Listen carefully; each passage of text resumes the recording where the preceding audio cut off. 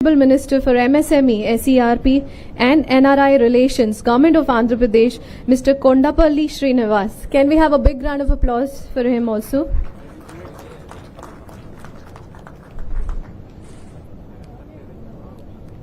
Next, I would like to invite Ms. P. Dhatri Reddy, CEO, RTIH and APIS, Government of Andhra Pradesh.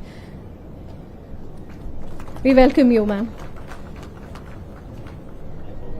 I would also like to invite Mr. Ravi Arora, Senior Vice President, Innovation Group, Tata. Can we have a big round of applause? Thank you. Mr. Rajesh Yabaji, co-founder and CEO, Black Buck. Can we have you on stage? Thank you. Thank you so much. Mr. Satish Andhra, co-founder and Managing Director, India Partners. Professor Ramesh Loganathan, Professor of Co-Innovation and Outreach, IIIT Hyderabad. We also have Mr. Madan Padaki, co-founder, Global Alliance for Mass Entrepreneurship. Can we have a big round of applause for the great panelists?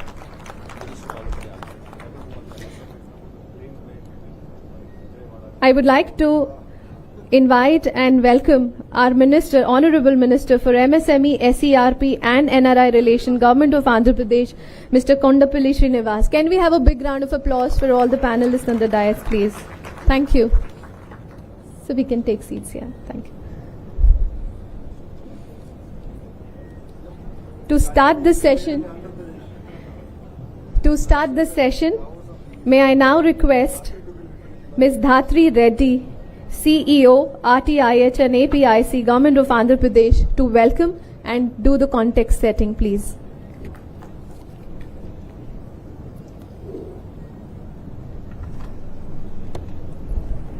Wow. It's amazing to see the hall packed for the first session on day 2. All of the innovators clearly have chosen to be early risers today.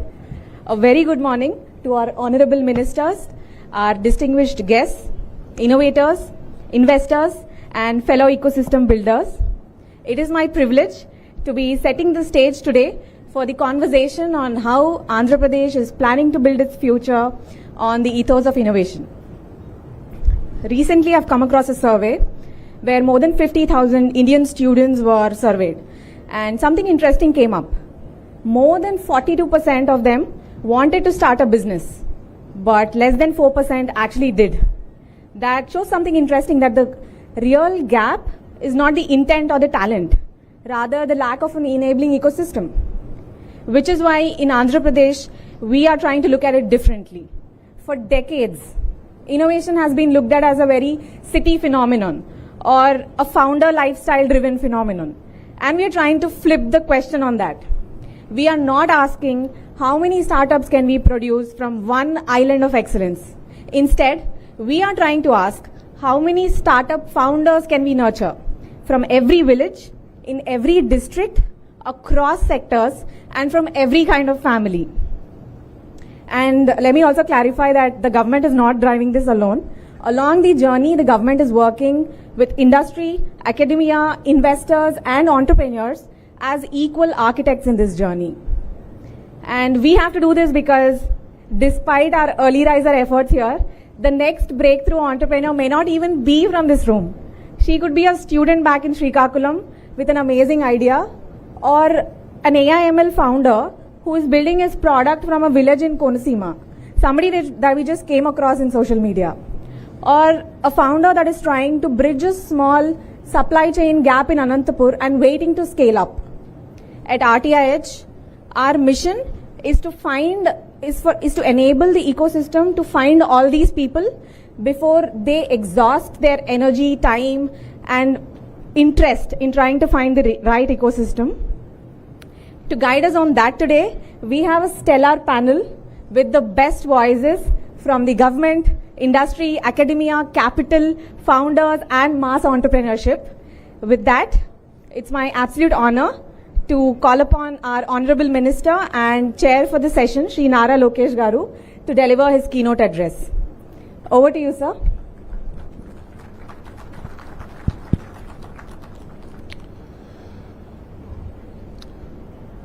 Good morning, everyone. So, First time Vizag visitors, raise your hand. Good. I hope you're getting time to enjoy the city. I think the city has a lot to offer. So thank you, Datri, for doing the context setting, and I would like to thank all the panelists for being here, taking time off your busy schedule. Our former President of India, Abdul Kalam ji, said, "You have to dream before your dreams can come true." If you look at it, we have a Chief Minister who's a dreamer. In the 90s, he spoke about one house, one IT professional. Today, he's talking about one house, one entrepreneur. And that is the cornerstone of the activity that we are now trying to do here in Andhra Pradesh. So, under the leadership of all the panelists here and their feedback, we are now looking at a very decentralized approach of nurturing talent, of incubating their ideas, and ensuring that these ideas actually get executed in the field. If you look at it, great companies were never founded in fancy offices. They were founded out of the sheer passion, fire of an entrepreneur who believed that there is a problem in society that they are supposed to solve.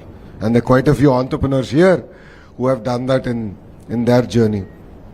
This is exactly what we want to harness.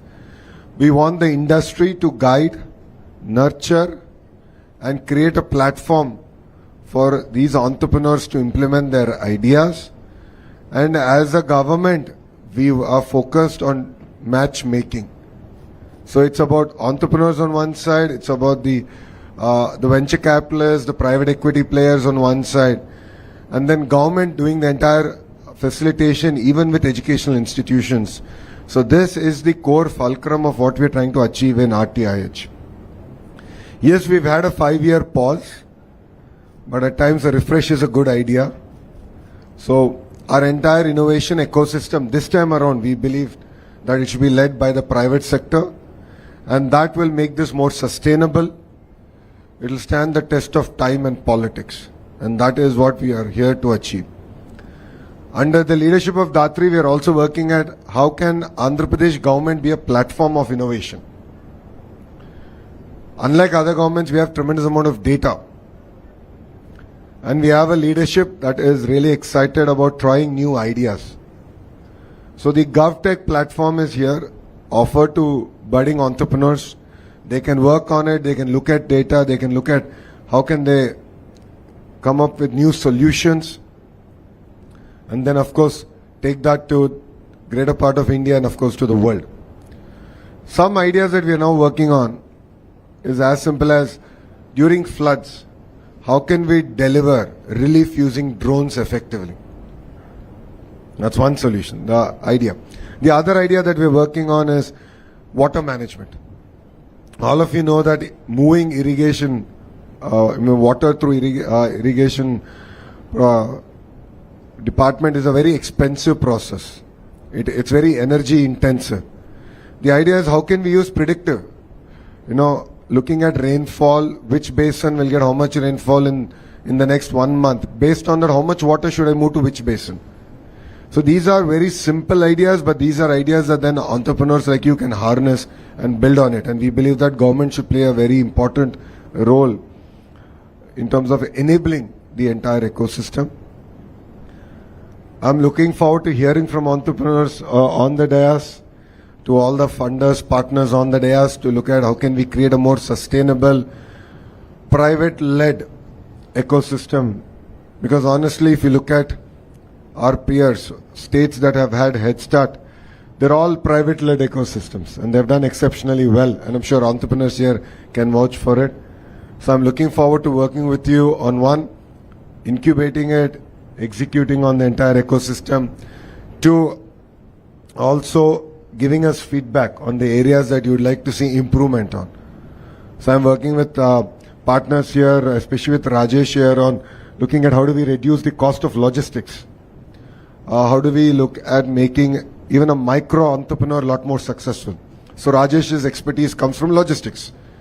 And we're taking his input on how can I make a trucker a more successful entrepreneur.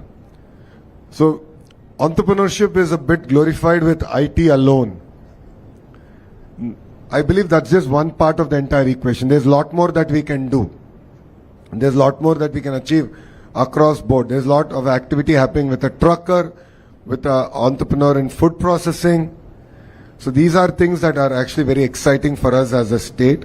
We are looking at how can we make, a person who's an entrepreneur who's making 50,000 rupees a month, make 1 lakh rupees a month. Someone who's making 5 lakh rupees revenue, 50 lakh rupees. I think that's the exciting part, and I believe that's the only way that Andhra Pradesh can move from being a $180 billion economy to a $2.4 trillion economy. So we are really excited to work with entrepreneurs here, and RTIH is ready to work with you, look at even structural reforms as a state. We are willing to look at every law that is there. We're willing to rewrite every law that is there to ensure that you not only have a soft landing, but you actually thrive in this ecosystem. Thank you. Thank you so much, Honorable Minister, for setting that forward-looking roadmap for us. With that, may I now call upon our co-chair for the session and Honorable Minister for MSME, Shri Kondapalli Srinivas Garu, to please deliver his keynote address.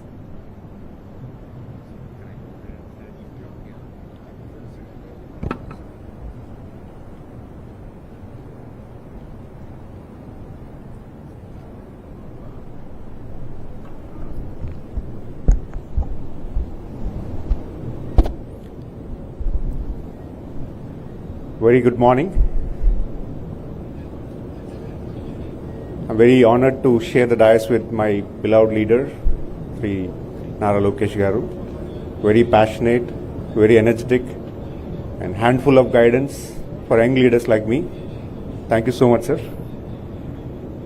And also, with due respect, I would like to recognize the panelists as well. Good morning. I only have 5 minutes, but I want to brief about what is the entire concept, how is it being built by Honorable Chief Minister. Honorable Chief Minister believes that Indians do have a lot of vision on the entrepreneurship, because back from Satavahanas, he believed that a lot of import and exports were happening in India. He believes that genetically we have this concept of entrepreneurship in Indians, because he has seen a lot of Indian leaders across the globe.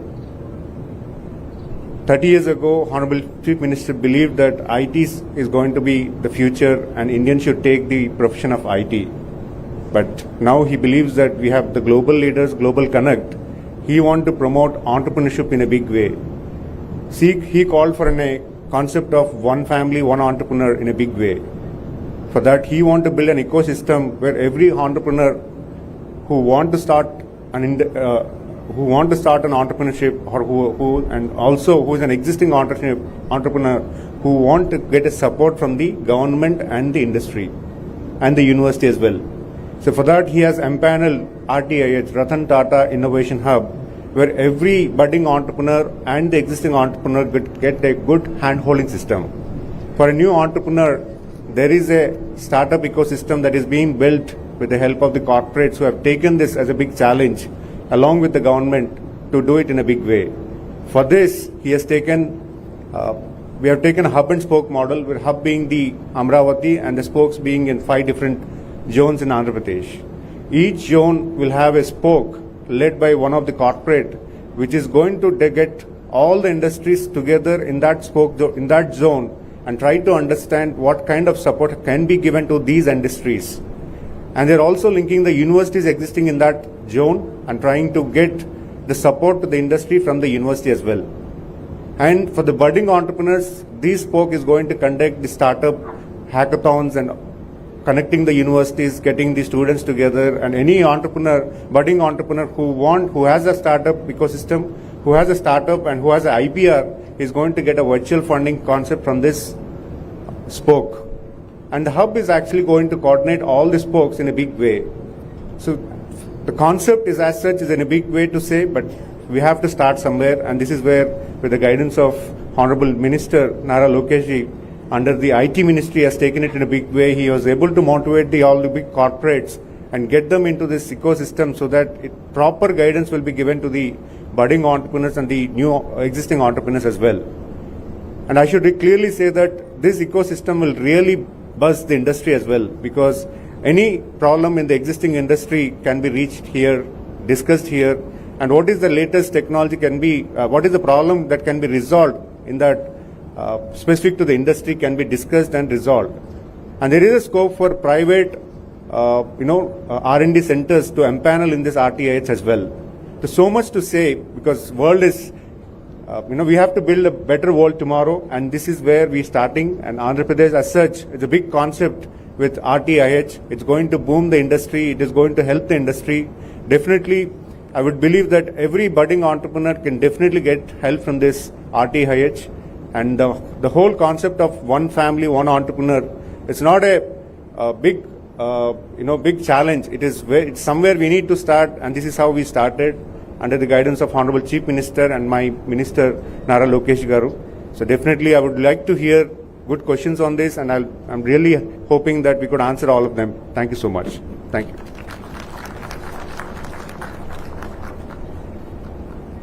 Thank you so much, sir. So with that, we can move on to our panel discussion. With the comfort of time that we have, I do have a lot of questions both to both our honorable ministers and the panelists as well. Sir, HMIT sir, I would like to start with you. The one family, one entrepreneur vision is a bold and unheard of vision set by any other state. So on a policy and on-ground execution front, what would this entail? No, if you look at it, both the MSME minister and the IT minister are sitting next to each other. It's a clear message to the entire ecosystem that we need to work together.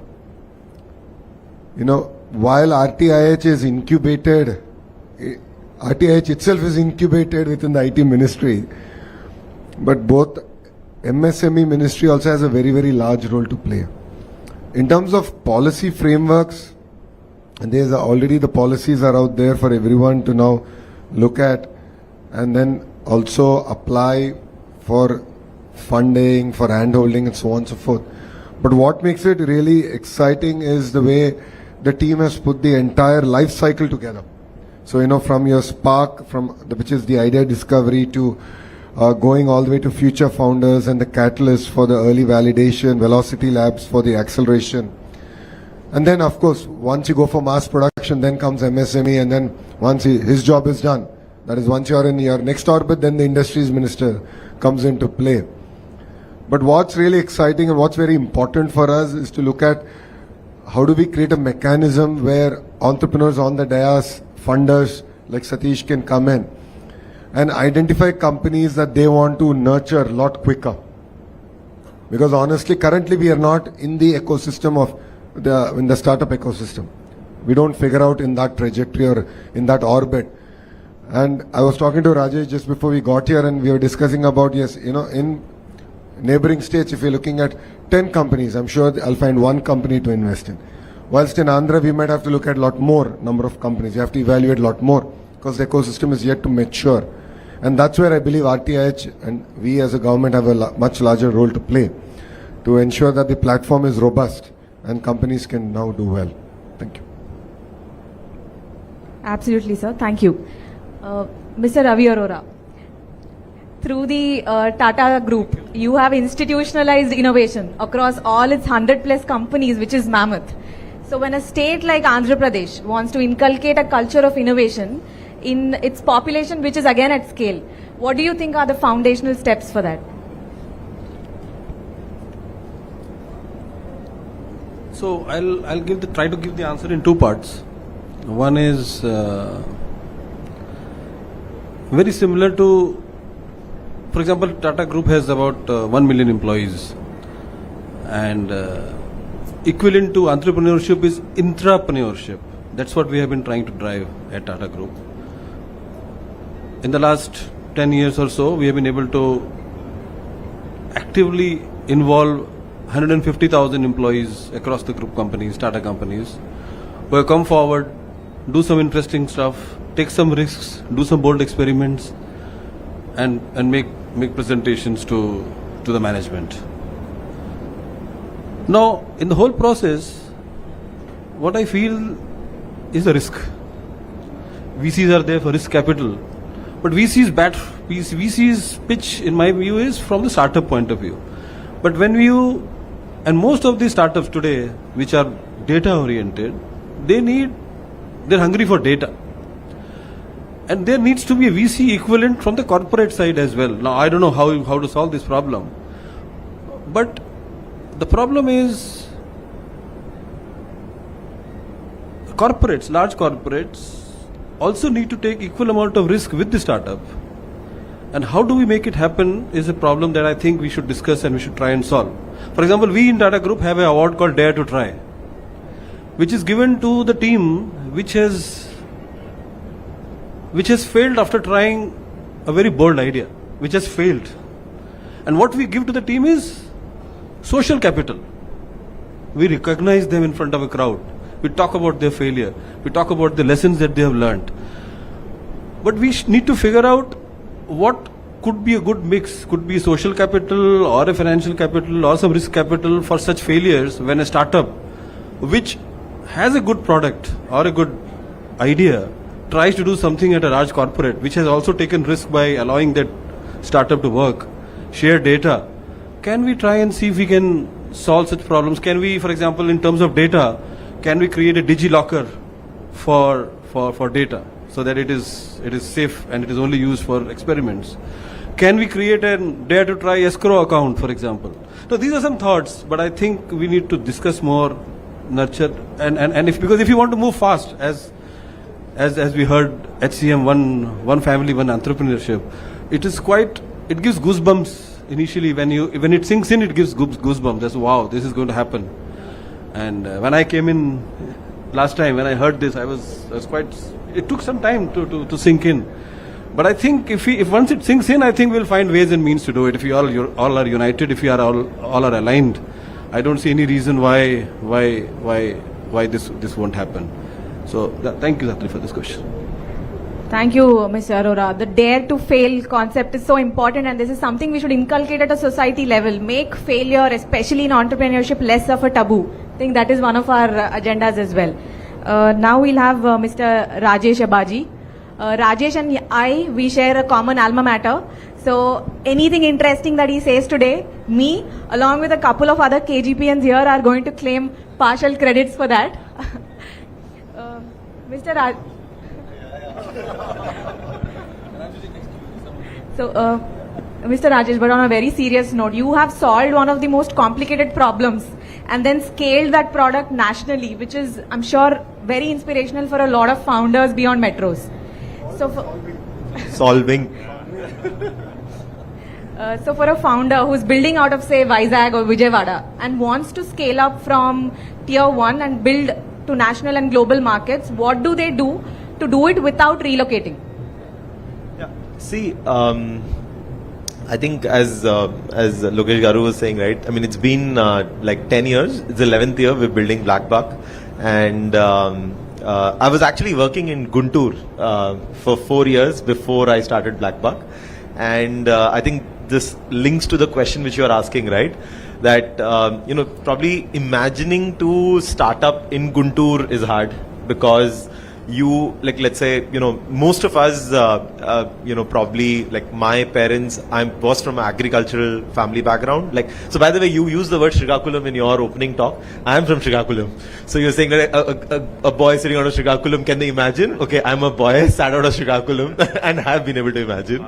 So what I was trying to say is that, most of us are from either service families or are from agricultural backgrounds in this part of the Andhra, right? For us to really imagine how a dhanda runs versus, let's say, when people are from family business backgrounds, it's actually very different.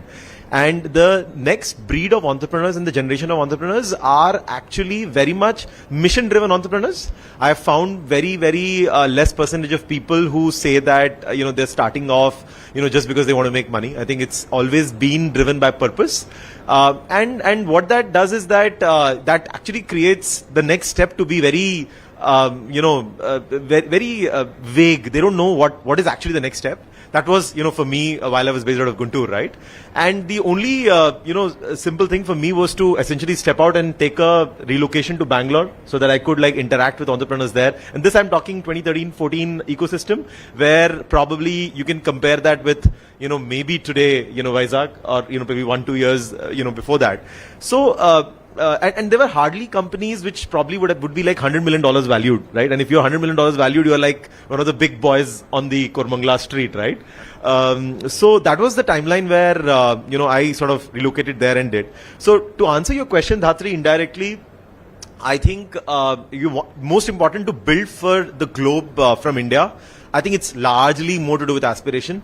It really doesn't really matter which city you are in, right? Once you've cracked the code. Assuming you've cracked the code and you want to really build for the whole world, you can sit out of here and build for the whole world, right? What's really important is if we can be in the ecosystem of Vizag and how can we crack that? And this is what I tell some people is that Bangalore has been an ecosystem where I never had to take out a flight to sort of, meet an investor. Investors used to essentially fly down. So I think capital is one of the very most important ecosystem enabler which we need to solve, because capital is also a validation for the entrepreneur. Let's say, assuming I'm an entrepreneur, I'm building a problem statement. Now, I drink my own Kool-Aid every day. I think whatever I'm building is the best. The most important test is when you go and tell a person that, hey, I'm building this. Would you give me, a few lakhs of rupees which I'm going to invest and burn in my company? Are you okay with it? Then the person says no, right? That's when you get to know that, okay, I'm not probably building the right direction. So capital generally is a very strong validator of what you're building. And the second biggest thing, which I think Vizag should probably never ever have any problem with, because, which I think yesterday Honorable CM also was mentioning in his, statement that, globally 1 out of 4 people is IT in Indian, and in IT 1 out of 4 is like Andhrites. And even at Blackbuck, I think 40 to 50% of the people in technology are Andhrites, right? So I think Vizag, you will not have a talent density problem. I think if people you find, would be far richer, would really want to work from this particular place, I think that's the second biggest sort of enabler. And in these enablers typically are launched onto a platform which I think Andhra is very blessed with, because I think this is probably the first government and the people like you, Lokesh, I've spoken to, who understand what is innovation, who understand what does it take to build companies, who understand how to create change. He mentioned one statement in his opening speech: we will change the laws, in line with what entrepreneurship needs, right? It's a very heavy statement to make, and I think if the intent is like that, Vizag has a platform which basically is really, catalyzing and lubricating this entire ecosystem to build out. And I think the parts which I talked about, I think capital, which probably is again a network effects ecosystem, I think that's something which probably can easily be solved by, by the frameworks, by the two people sitting on the right and left to me, right? And yes, so I think the critical mass has to be solved. Maybe we need those, 10 success stories. If that happens, I think, we just start rolling, and I think we'll find ourselves maybe, 4-5 years down the line, things are activated and we are speaking as if, it was a problem of the past. Absolutely. We need those hero startups that will then spawn and set off the ecosystem in AP as well. Now I move on to Mr. Satish Andhra. Sir, you've been one of the most prominent voices of capital in the Telugu states. It's great to have an investor lens here through you. What would you say are the steps we need to do to de-risk a young founder? And when are you moving to Vizag? I think that's the next question I would have.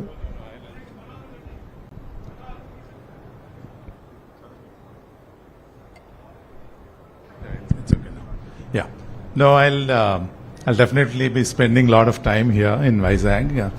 Dhatri, I'm from Anantapur. I'm glad it's called Anantapuramu now, not Pur. So, and my last name is. Anantapuram now has in Andhra Pradesh, out of the 26 districts. Right. It's the 5th district in per capita income. So Rayalaseema cannot claim backward district anymore. Sure. So, and my last name is Andhra. So, a lot of people in Hyderabad question why I'm in Hyderabad after the division. But anyway, fun apart. I think one of the key things we need to recognize is that there are different types of enterprises. I think you look at, there could be a lifestyle business, there could be an SME, there would be a startup, there could be a social enterprise. So it's extremely important to look at all kinds of enterprises. From Honorable Chief Minister's perspective, when he talks about one family, one entrepreneur, absolutely you need to address all of these segments to ensure that there is inclusion, there is contribution towards GDP. I know a lot of us are very biased because yes, India needs to build more unicorns. We're the second largest ecosystem right now because China, entrepreneurs are building for the nation now. So US and India, we're building for the globe. So very clearly, let's look at data. A lot of times, tourism industry is as big as IT services industry in this country, right? And if you look at dairy industry, it's 50% of the IT industry in this country. A lot of times, without really looking at data, we get very biased because all of us keep hearing the same stories again and again and again. So the reason why I want to highlight this is it's extremely important we recognize all of these enterprises. MSME needs are very different. Startup needs are very different. The capital needs, it's risk capital, non-linear growth gets rewarded, right? Versus a local enterprise, a small enterprise needs are very different.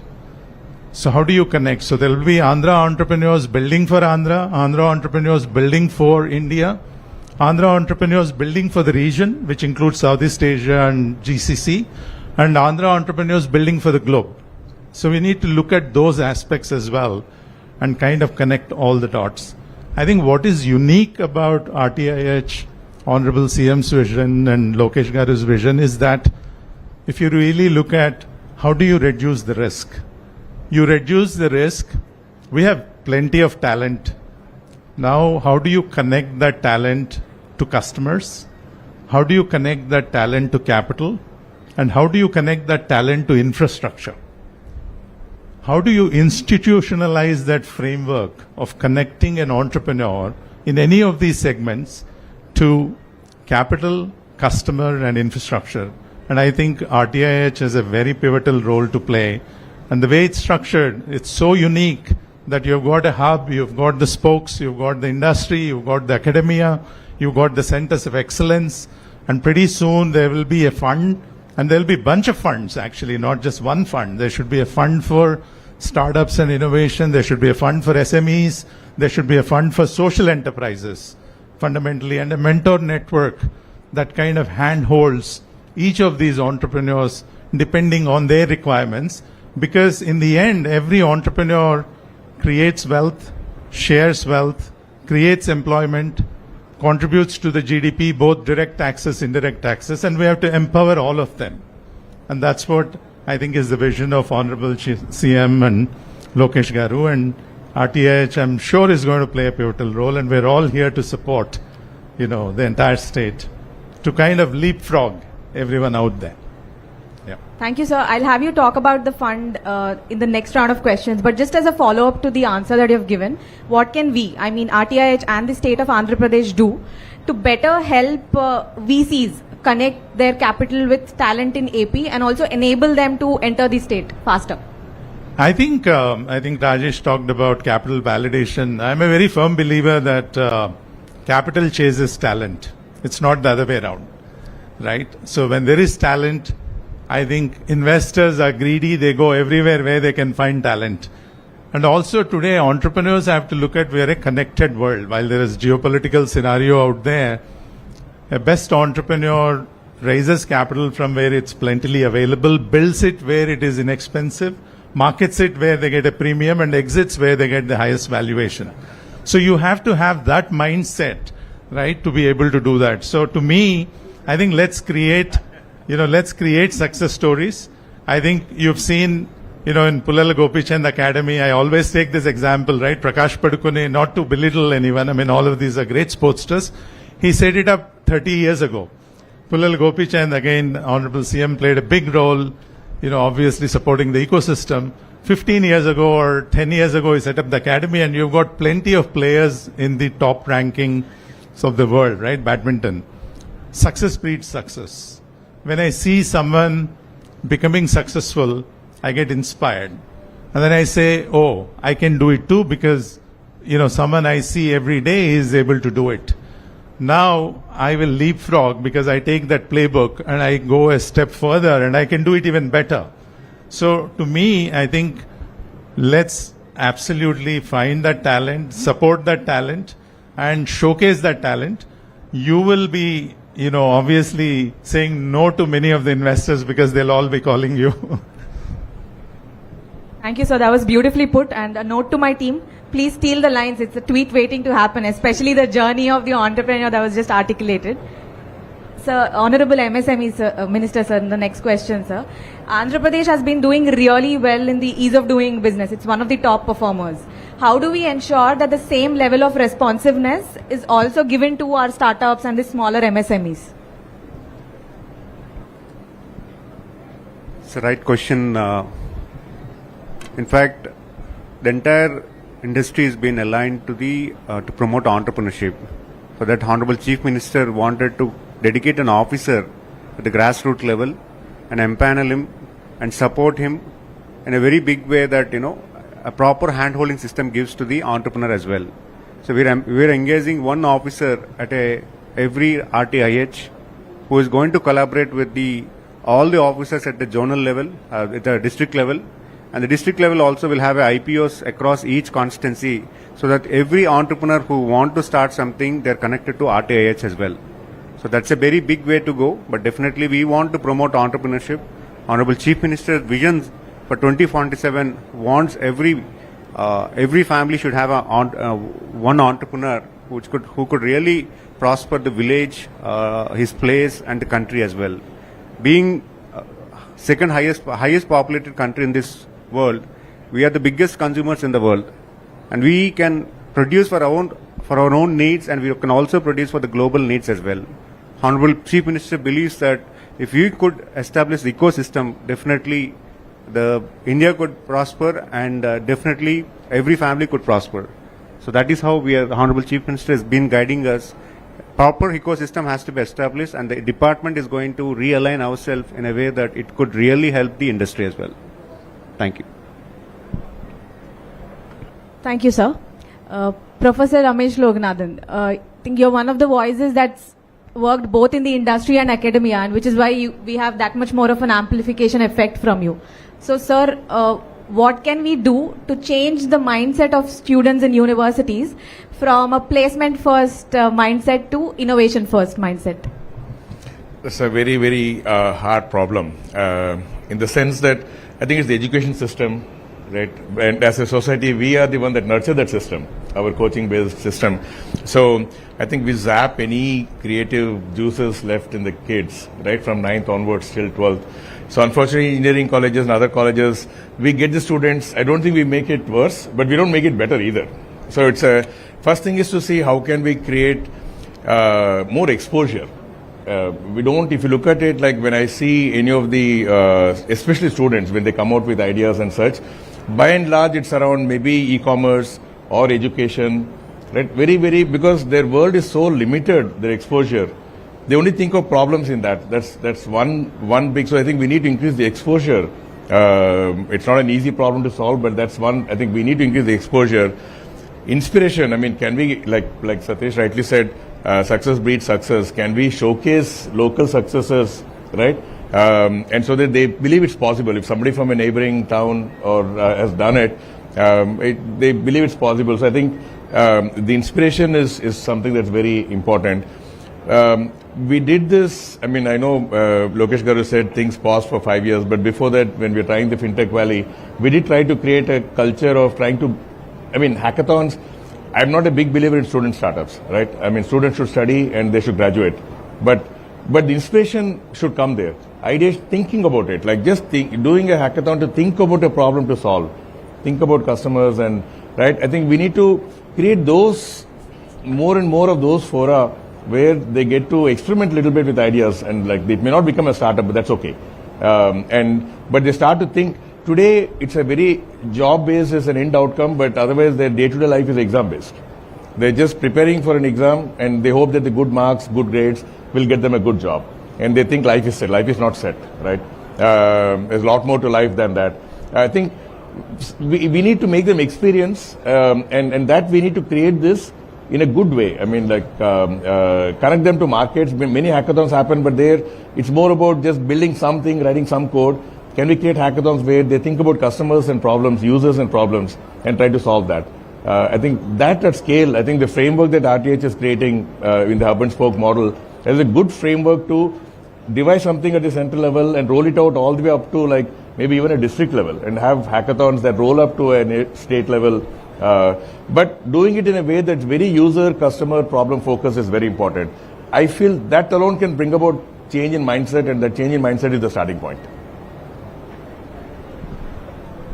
Thank you, sir. At RTIH, we're really excited to launch something we're calling InnoTribe, which essentially is going to be an RTIH accredited network of entrepreneurship cells across Andhra Pradesh. And through that, we aim to democratize the aspiration of entrepreneurship in itself and also ensure that student innovators find that pipeline to enter the startup system.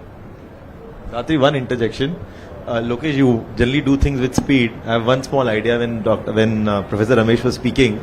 A lot of institutes and schools, they are very delayed at helping students decide whether they want to take placements in their final year, because they generally stumble upon an idea by third, fourth year. And my own alma mater has implemented this very recently. That and this was there in all Ivy Leagues. Obviously, it's there in IIT Bombay, it's there in BITS. You can defer your placements in fourth year, start off. And if the fear of failure, like let's say if you fail, if nothing works out, you want to pick up a job, you can actually within 2 years come back and sit back again in placements. So this is something in Andhra, like you can look at doing it with speed. You create a safety net, and then because in Kharagpur, I mean, lot of us, lot of kids, like lot of friends wanted to, but then it's like that pressure of, okay, our parents thought that this kid will graduate, get a job and support family, and then, now I don't even have a job, right? So that one safety net you can create from like day one.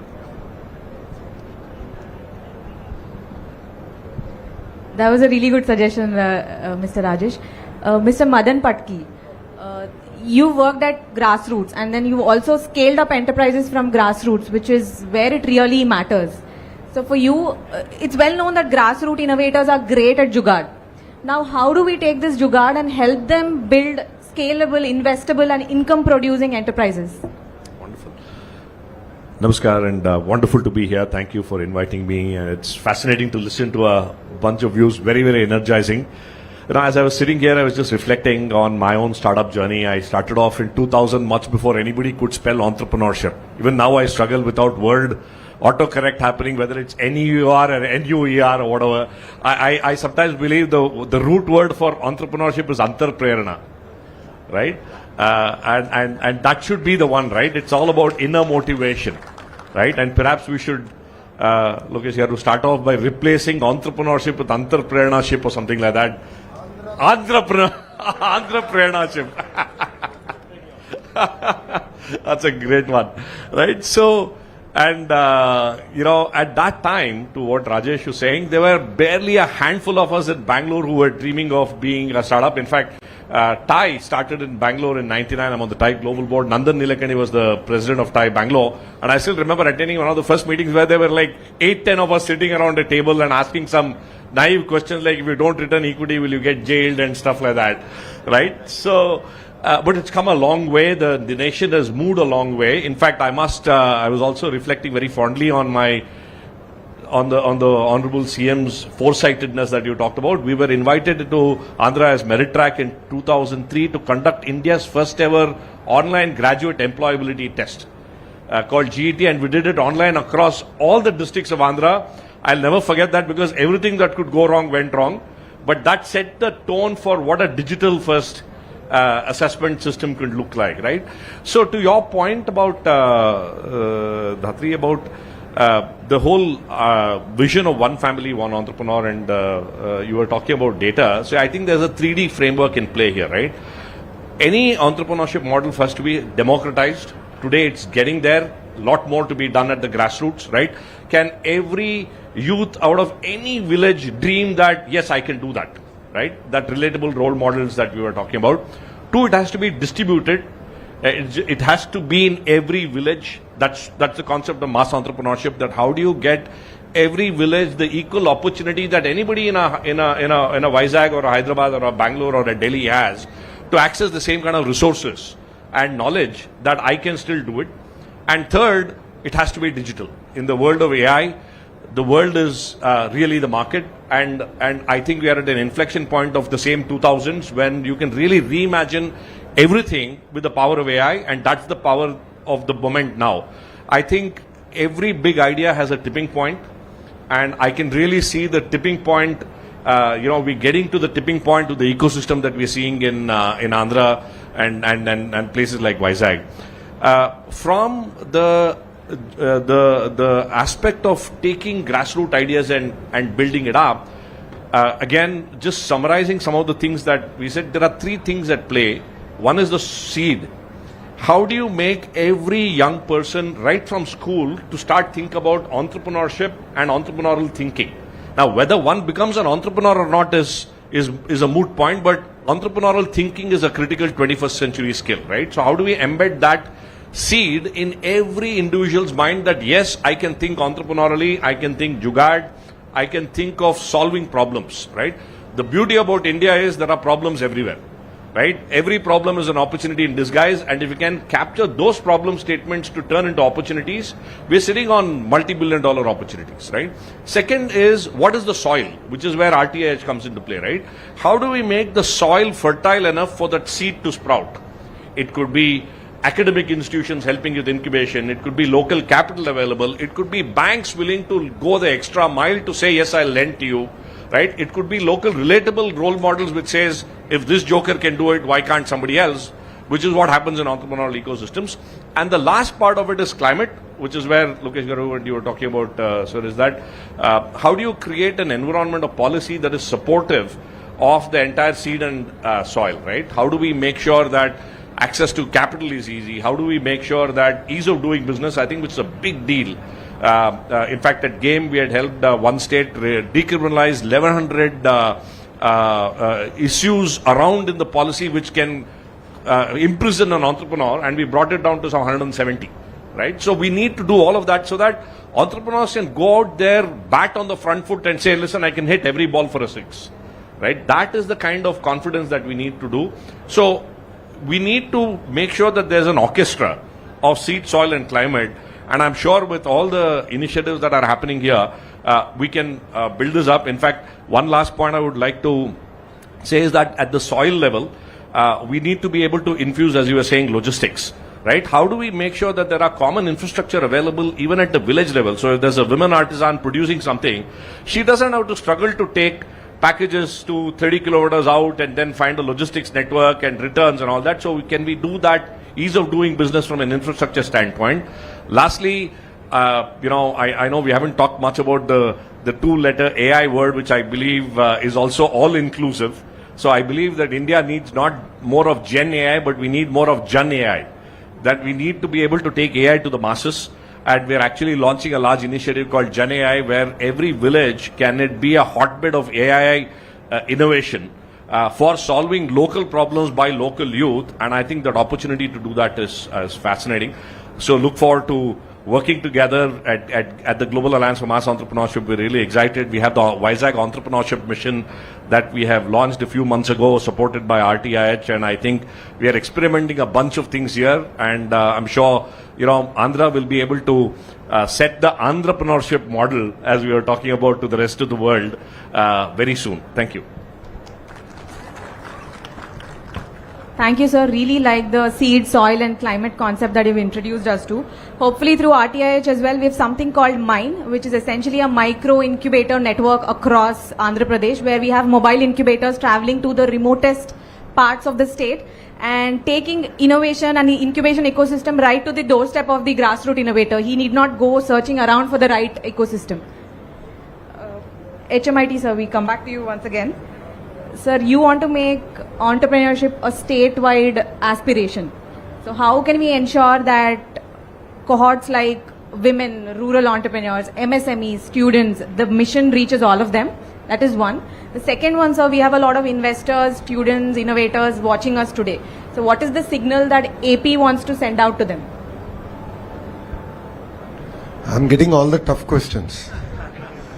No, I think, to be honest, well, I'll answer your questions, but I think the entrepreneurs in the room, first thing you need to realize is you need to have fire in your belly. Please understand that. There is an example for us, that is our Chief Minister. Just look at his journey. What was Hyderabad in 94? Nothing. He took a barren land. He got L&T to build a round building called now Cyber Tower. Then he managed to steal Bill Gates out of a cocktail networking dinner, pitched Hyderabad, got them to do their center. ISB was coming up in Maharashtra. He hijacked the flight that was going to Tamil Nadu, Madras back then, to Hyderabad, served breakfast with his own hands to all the who's who of India to get ISB to Hyderabad. Let's look at what is he doing now. The quantum mission that's getting created in Amravati. When he first called me and he said, "Yaar, I want to do this quantum thing," I'm like, what is he even talking about? So I went to ChatGPT. I said, ChatGPT, give me a 2-page note on what is quantum, what is the ecosystem, what does it mean? But please understand that he didn't leave it there, right? He follows up, the persistence, perseverance. So why am I sharing this with you is entrepreneurs here, you need to understand that there will be 99 naysayers. It won't happen. Why are you wasting your time? But it takes that 1 second every morning to say, no, I'll go get it done. And I'm sure Rajesh will agree with me on this. I'm sure, family members themselves are like, నీకెందుకురా భయ్ అన్నీ నువ్వు హాయిగా ఉద్యోగం తీసుకొని నీకు మంచి డబ్బులు వస్తాయి కానీ ఐఐటీకి ఎందుకు పంపించారు డబ్బులు దండగా నీ పైన these are the questions that we get asked. But that fire in the belly is what all of you need to have. You need to drive, you need to be patient, you need to be persistent.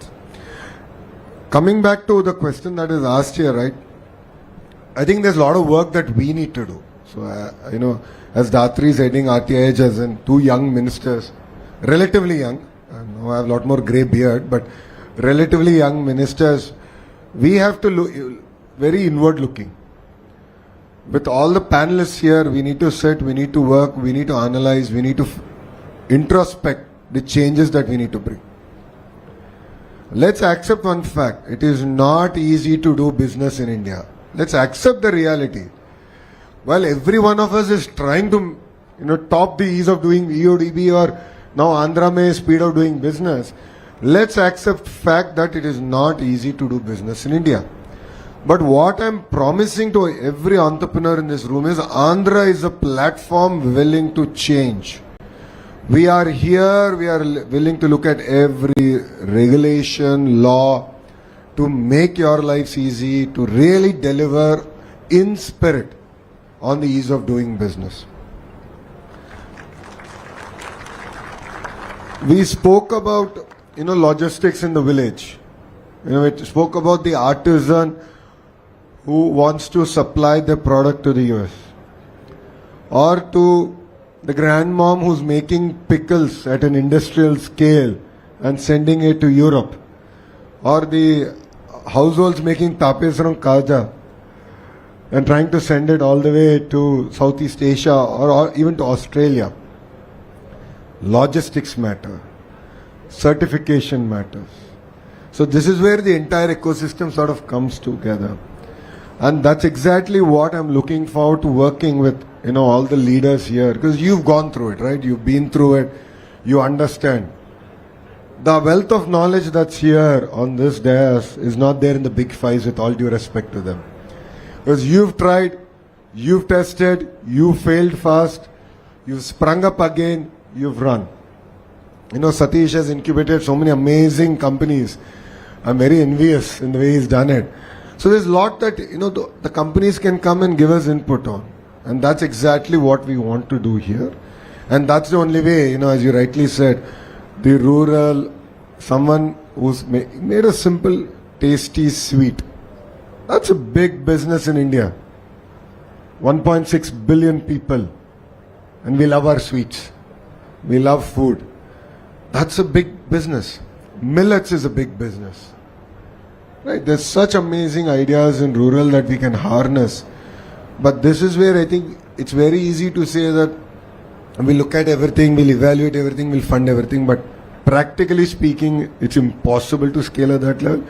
But how do you create an enabling environment that will stand the test of time and politics? So beyond the people who are sitting on this dais, right, our lifetime, they should still continue to succeed. And that requires an institutional framework. And that is what, as young ministers, we offer to the people of Andhra Pradesh. Please understand, 17 out of 25 ministers are first-timers.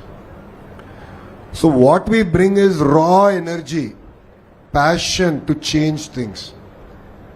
While I know it's not a dais to talk politics, but please understand, while the political party now has 4.5 years of legacy under its belt, but the team now that's representing is very young. The last part I would like to add is the capacity building that we're working at a governance framework.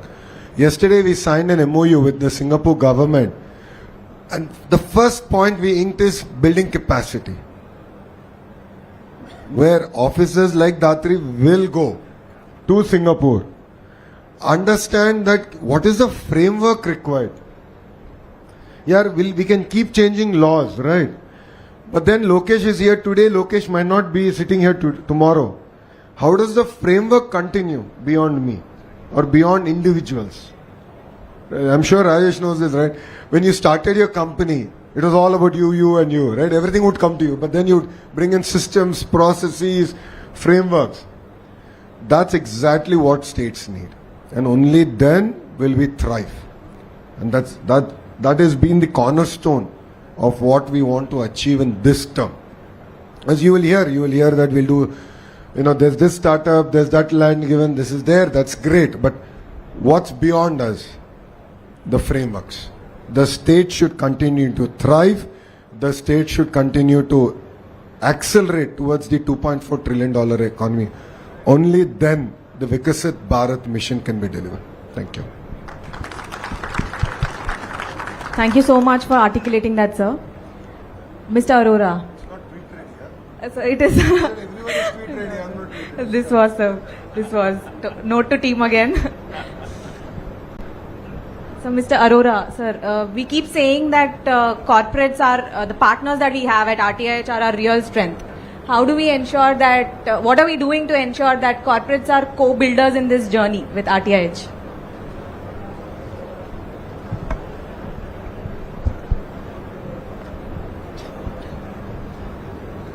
I think Satish mentioned that capital chases talent. I think it's no different. Even corporates also chase good products, good companies, good services, good talent. So, in fact, everybody chases good talent and good money. So, there's no doubt about it. So, I think if you're talking about RTIH and the role of corporates, I think Lokesh Garu mentioned about ease of doing business. But when you mention about ease of doing business, I think the context is obviously mostly startups. How can we nurture startups faster? But I think, at least in Tata Group, what we say is, how do Tata companies become most attractive corporates for startups? That's what we try to do it. Can we do something so that we become the most attractive? Because we are there in almost every industry.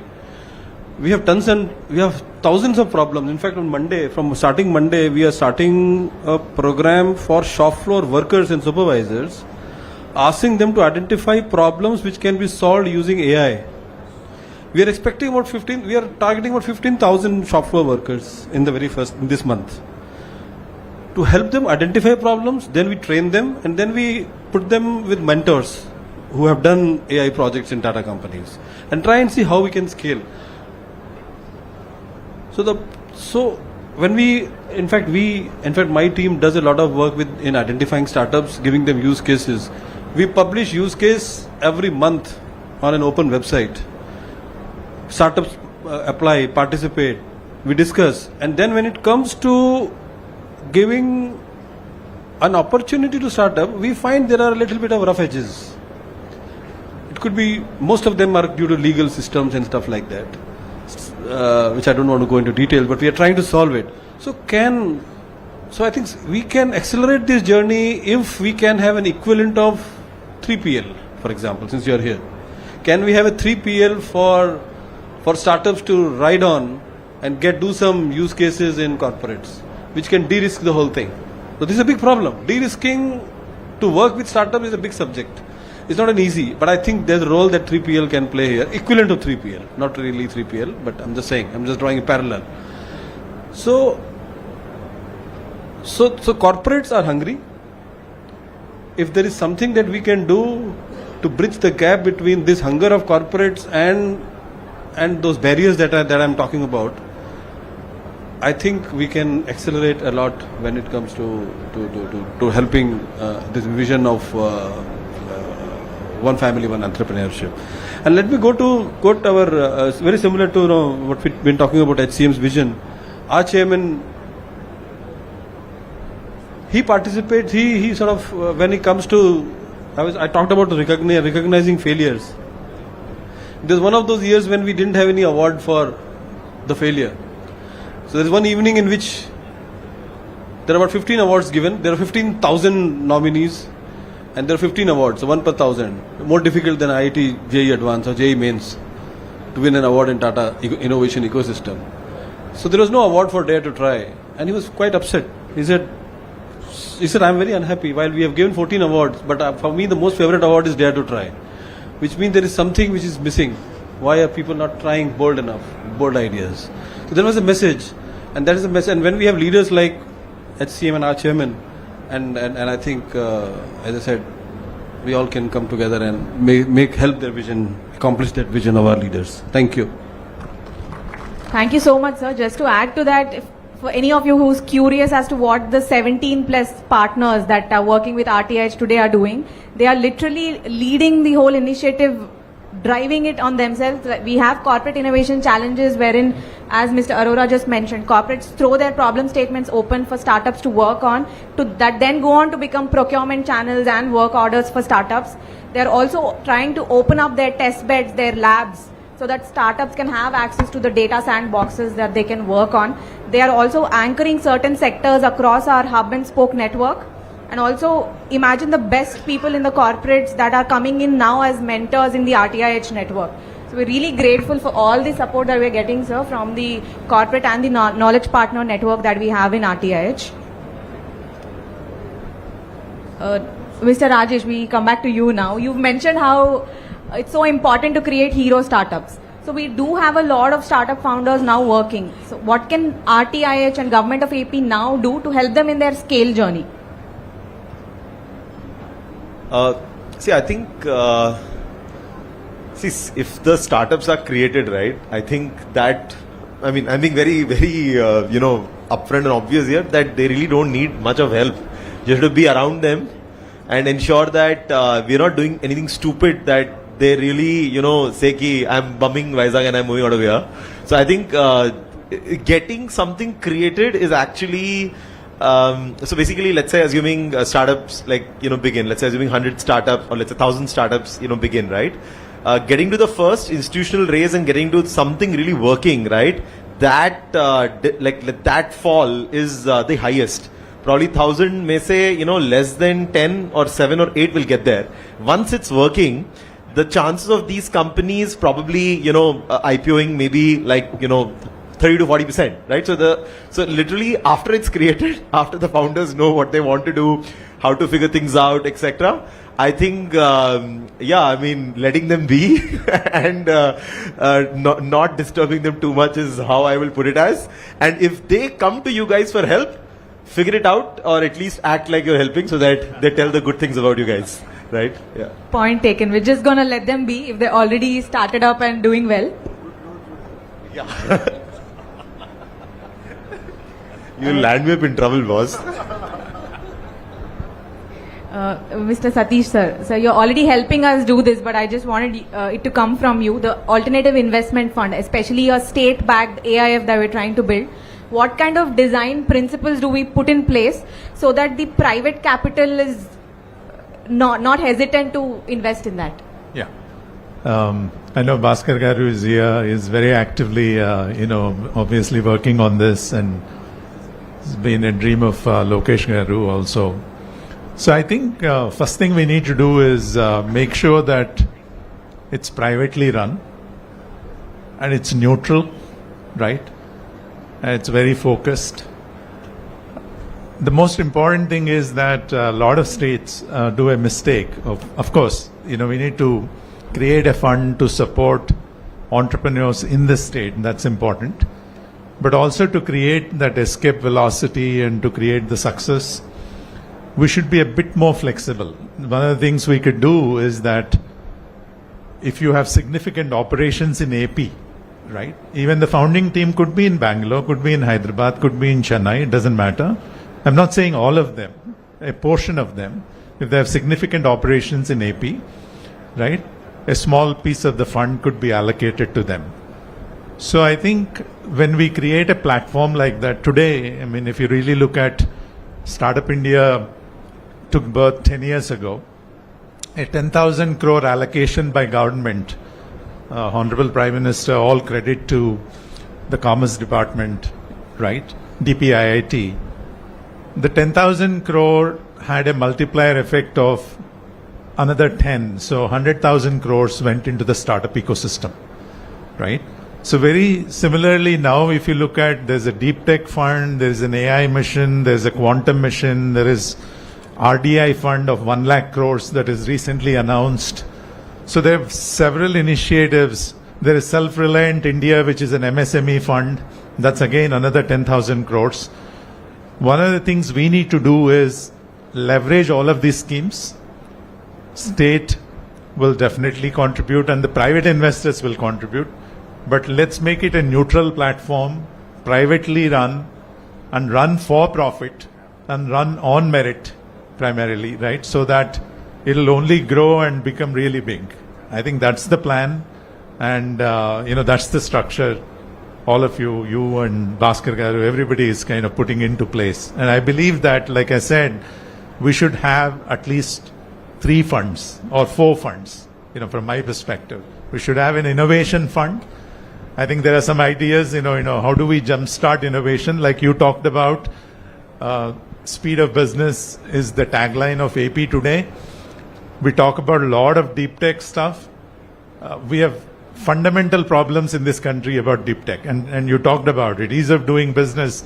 Today you can't import chips. You got to go to Singapore, you got to go to Taiwan to get the chips, primarily, right? In China, in certain areas, if you do phase 1 trials of biotech, you are allowed to commercialize that as long as you pass through the safety test. In India, you have to wait for several years to get through phase 2 trials, which is phase 1 is safety, phase 2 is clinical efficiency. So there are certain things, certain knobs that we can turn, right? Very similar to what was done in STPI.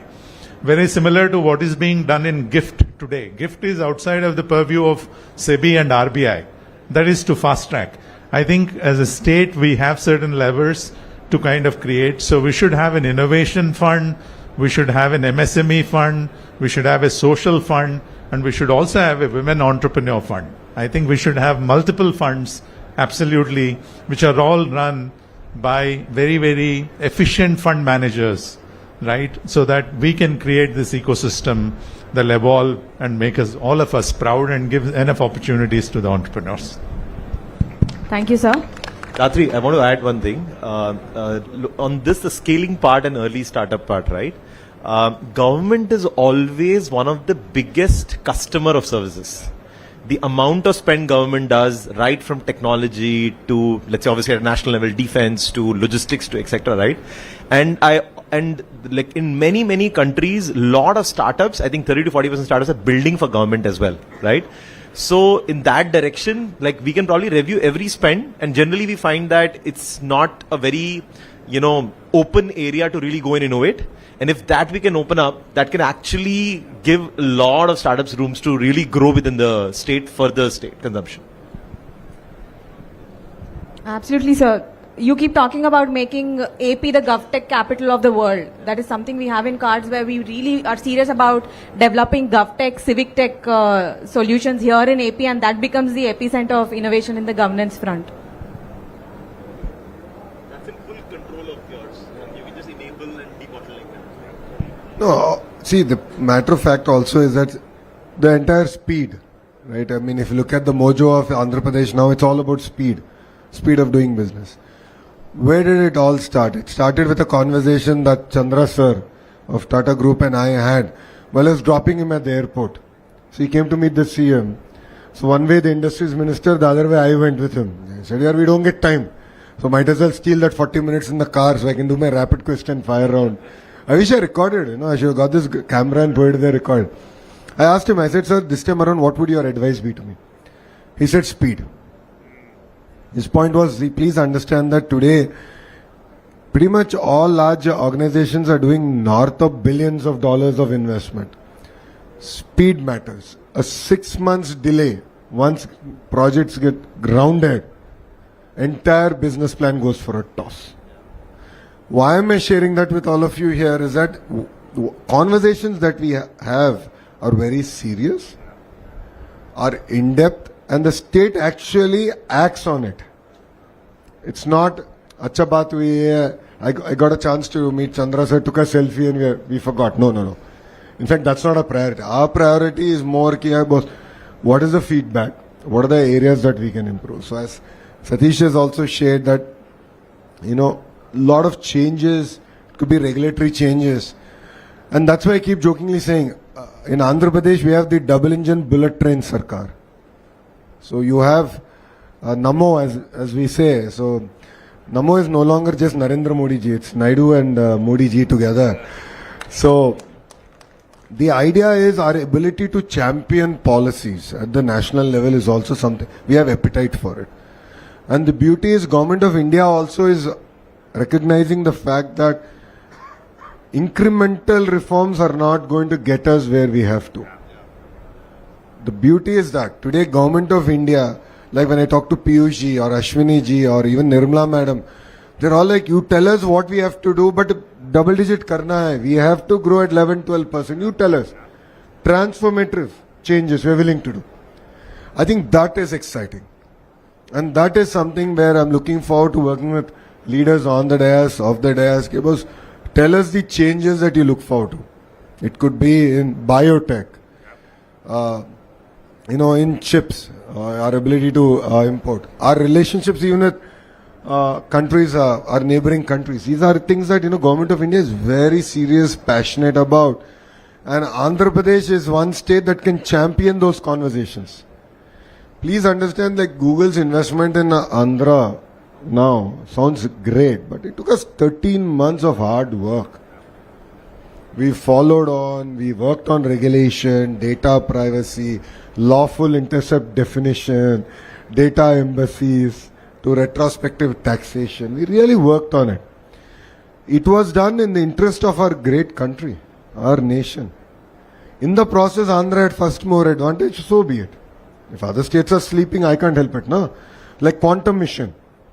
We are not looking at just bringing a quantum computer, but we are now working on how can I tap the entire funds available in the quantum mission, build the ecosystem, now go back to manufacturing. So what you will see 10 years from now is actual manufacturing, research, manufacturing actually happening in the Amravati cluster. So that is what is required, and that is what I'm looking forward to working with all of you. See, with all fairness, I'm a reasonable expert in politics and policy making. I'm not an expert in logistics. So I look forward to working with Rajesh on logistics. I look forward to working with Satish ji on how do I create the ecosystem for fundraising. But you need to challenge us, you need to push us, and only then we can create this vibrant ecosystem that can not only make Andhra Pradesh proud, but India proud.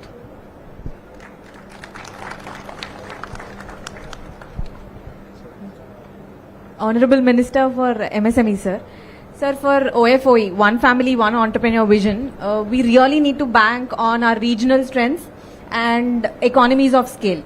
How do we make this mass movement through the cluster approach that we have and through MSME, sir? That's a nice question. Firstly, you should recognize the ministry as such. Honorable Chief Minister has aligned the departments in a very passionate way. No, in the country, no other state has this ministry.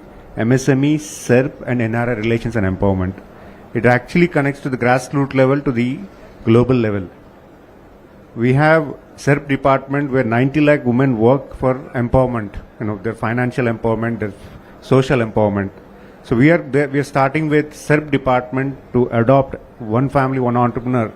There is a target of 1 lakh women should convert into entrepreneurship every year. Honorable Chief Minister has given to us. And MSME department is closely working to scale this up. We are trying to enlarge to maximum more than 1 lakh or 2 lakhs. We're trying to create the ecosystem, getting the private players, train the nurture the women, form the value chain, create a brand, and so that there are a lot of verticals altogether. They have food processing, they have gifting culture, they have a lot of good ideas which can be taken into a global value. So the government is clearly working with the private partners to empower these women. SERP is actually adopting in a big way with One Family, One Entrepreneur. And as such, MSME is closely working with SERP department and RTIH and along with the Ministry of Industry as well to connect the global value. And we also have the NRT ministry here, which is closely working with all the NRIs. There is a large Telugu diaspora which is across the globe. We're inviting them, connecting them to the state, trying to build the network so that the market access can be, connected to the global value, and all the products that are being manufactured or being produced here can be scaled up to the global value chain. So there's a big way to go, but we are starting here. We're aligning the departments to work. We're building the policies to get into that line, and we're taking the private partnership. We're taking the help of RTIH, and in a big way. It has to be a closer connect, and we are also taking the cluster approach. As such, Honorable Chief Minister has divided the entire state in a cluster approach so that the large industries are connected to the ancillary units. So the logistic cost can be reduced. As such, we have automotive sector in the Anantapur. We have a petrochemical side in the across the Ramayapatnam port, and we have bulk drug across North Andhra, and we have steel industry in the North Andhra. We have IT hub in Visakhapatnam. We have quantum hub in the Amravati. As such, there's a lot of, and the drone hub in Kurnool. So as such, the entire state, and we're adopting the futuristic technology as well. We have a aerospace policy. We have a space technology companies. We are inviting the private players. We are inviting the defense policy, where we're incentivizing based on getting the rights from original equipment manufacturer. So a lot of policies have been built to adopt, to bringing the industries to state of Andhra Pradesh, and also creating an ecosystem where the cluster approach can be taken in a big way, incentivized. And we also have a big thing called 175 MSME parks. Honorable Chief Minister believes that getting the employment close to the city is not the right way. He thinks that the rural people should really get an employment.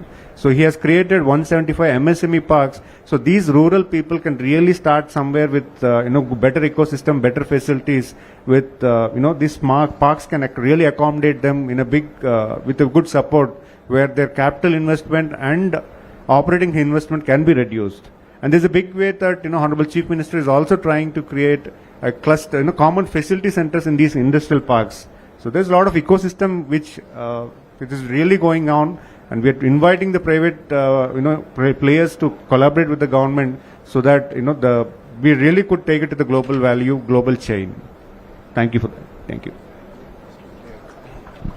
I think what Srinath spoke about is the verticals.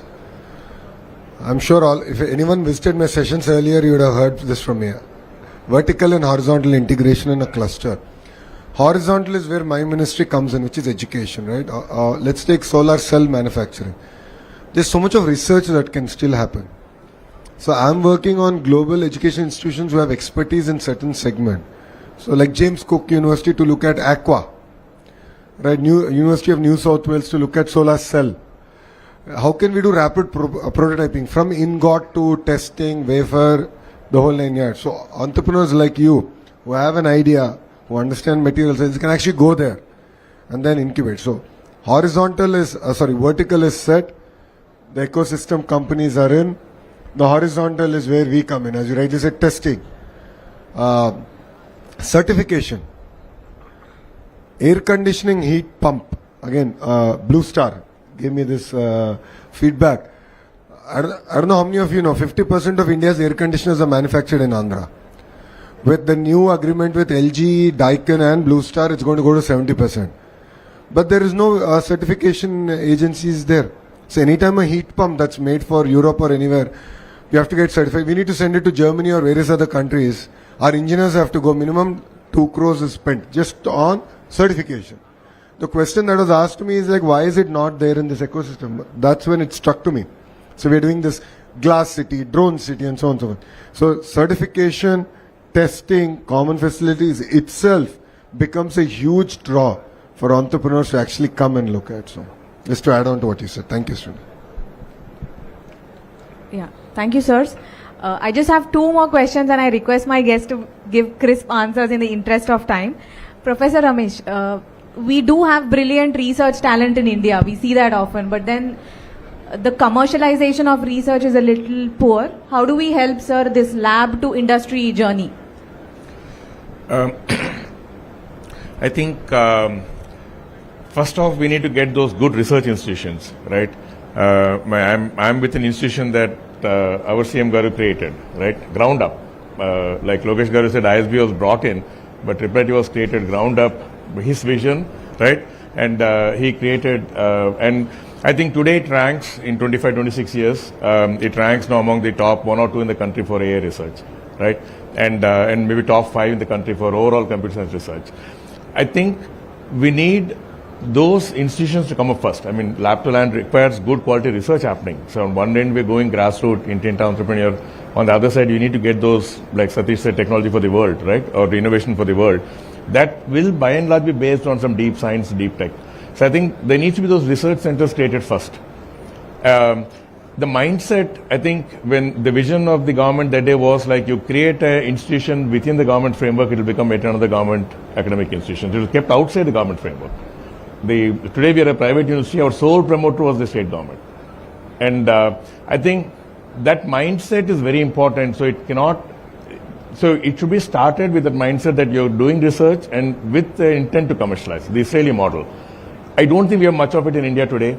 IITs had a long way before and now they're changing last 10, 20 years, but still very slow to change.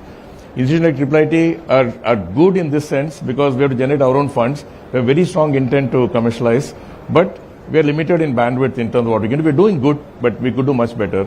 If you create a new breed of institutions with that intent, Israeli model is what I would suggest. Create those hubs, small hubs, PG research institutions. Teaching is not the focus.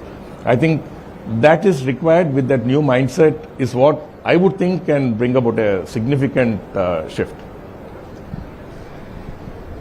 Thank you, sir. Through the numerous centers of excellence that we're going to have in the RTIH network, hopefully we do an actionable interaction with our knowledge partners and research institutions.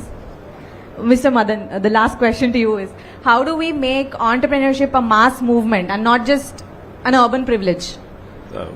Very wonderfully said. I think the first thing begins by, and I've seen it happen, the miracles happen. We've taken literally zero educated, illiterate village youth, and in 6 months to a 1,000-hour intervention, we've transformed them to be English speaking, digital illiterate entrepreneurs, professionals. We've done it for over 100,000 youth across 100 districts.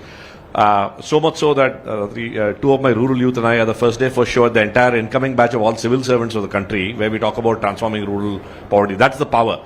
So at RTIH, if we can shout from the rooftops that there is unlimited potential in every youth, right? Make them believe that they are capable of miracles, miracles will happen, right? So I think that is the second thing is the journey that we've been talking about of youth. 4 stages quickly. One is inspire. How do we inspire them? How do we create aspirations in them to become entrepreneurs? How do we get them to respire where they start? And how do we get them to perspire where they start growing? if we can speed up this journey of inspire, aspire, respire, perspire through RTIH and get as many people to experience that journey through a pyramid, the speed, Lokesh Garu, that you're talking about, if we can hit that and we fail fast, fail forward, it'll inspire people to say this is all doable, and that's what we need, right? I'm a big lover, and I'll end with that of the movie Kung Fu Panda, right? How a common panda can become a Kung Fu warrior is all by belief and by the ecosystem around shouting and celebrating successes. And I think RTIH is ideally positioned to make that happen, and it will happen. That's the belief that maybe we'll leave this panel with. Thank you. Thank you so much. This conversation was so rich that maybe I'm biased, but I feel like there should be a part 2 just for RTIH, or we should probably make a mini series out of this conversation. I know, sir. So on that note, they say that all good things must end, especially a time-bound panel session. I think I'm here being urged to end this. So on that note, thank you so much to our honorable ministers. Sir, you both have set the vision for innovation that now gives us the mandate and the momentum that we need. Thank you so much to my distinguished panelists. All of your inputs were really honest, actionable and thought-provoking, and we're going to make sure to take it forward. A big thank you to all the entrepreneurs that are attending today. You are the reason why this ecosystem exists and why there's an urgency for us to build it as well. A huge thank you to the audience who've been standing for over an hour to listen to the panel discussion. It's really great to see this. And my sincere gratitude to CII for enabling this pivotal discussion to happen and for your continued support to the state of Andhra Pradesh. Thanks a lot. Over to you, ma'am.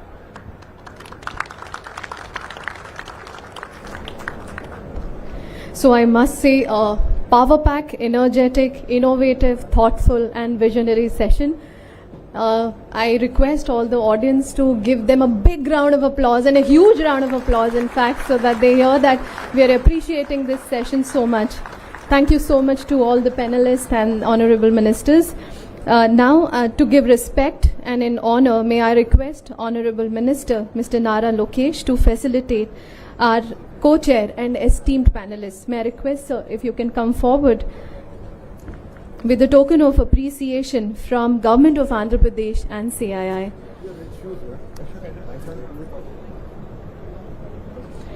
Honorable Minister of MSME, Shri Kondapalli Srinivas Garu.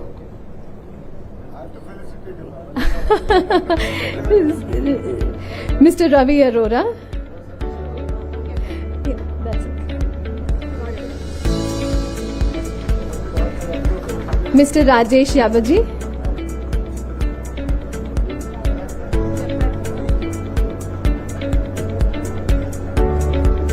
Mr. Madan Padaki.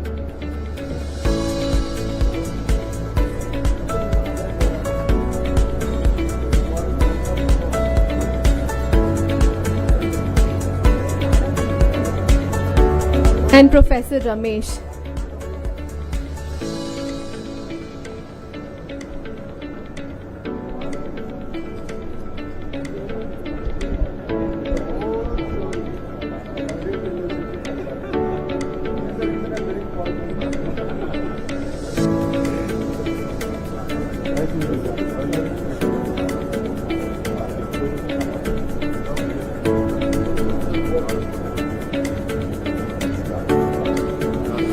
Thank you so much. Big round of applause for all the panelists, please.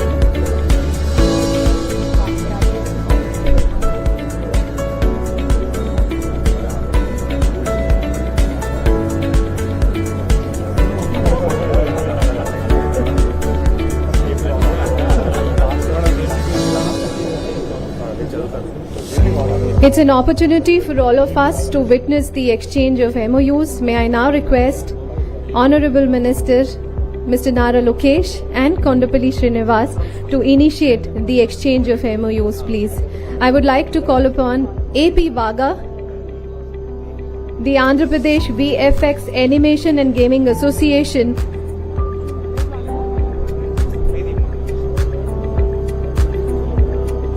through this collaboration, they will establish a center of excellence in AVGC XR right there at Amravati.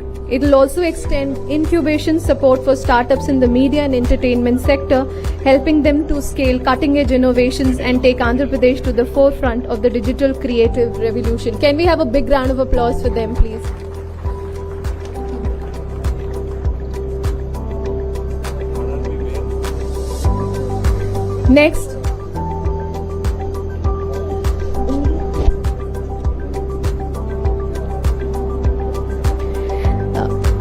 Next, we have Startup UAE. We request if only 2 representatives can come on the stage, please. Startup UAE.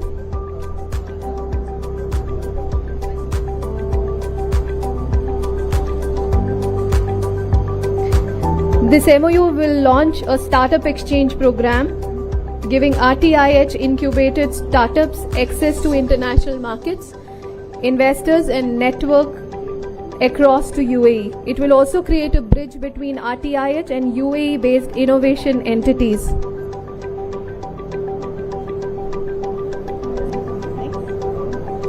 Next we have Quantum AI. Do we have Quantum AI? Okay. We move on to the AIM and AIG. Are they here? Yeah. Can we have a big round of applause for them, please?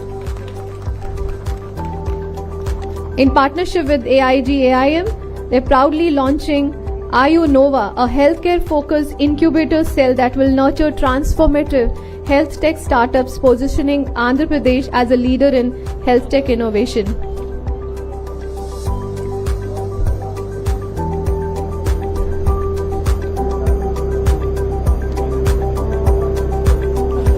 Startup Runway.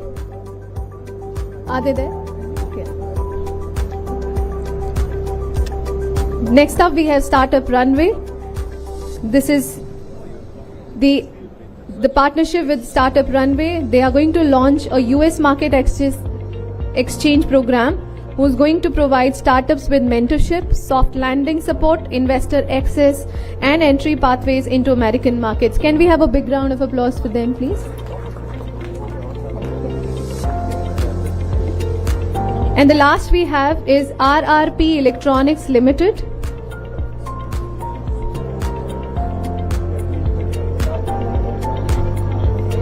So RRP Electronics Limited, this is a OSAT project.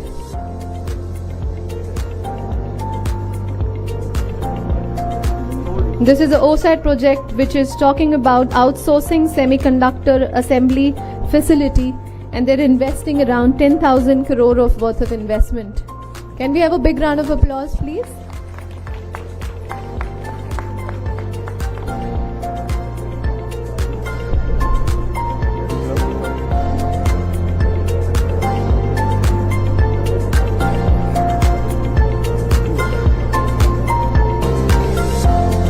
May I request all the ministers as well as the panelists to come together for the photo opportunity, please.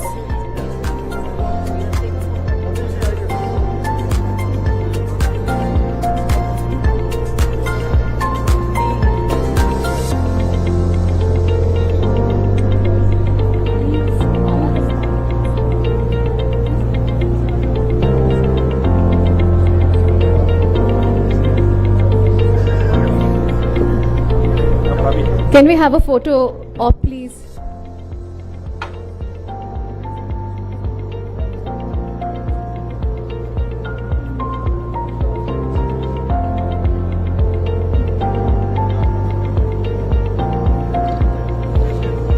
Thank you so much, and it's a great audience, I must say, and please, I applaud everybody who's been here, and thank you. With this, we close the session, and we will be moving on to the next session shortly at 12. Thank you.